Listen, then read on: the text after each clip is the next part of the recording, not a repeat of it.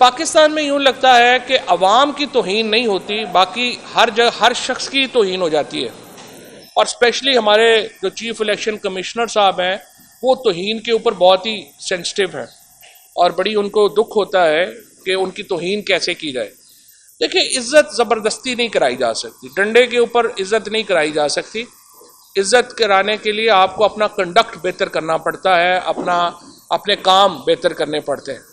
मौजूदा chief election commissioner जब से इस ओहदे के ऊपर बैठे हैं उन्होंने अपने कंडक्ट से अपने ओहदे का वक़ार कम किया है, अपने इदारे को उन्होंने ख़त्म ही करके रख दिया है। और जो उनकी एक एफिलिएशंस हैं जिसके ऊपर वो बार बार प्राउडली कहते हैं कि उनकी एफिलिएशंस हैं, उसमें भी उन्होंने उनकी भी इज़्ज़त में इजाफा नहीं किया।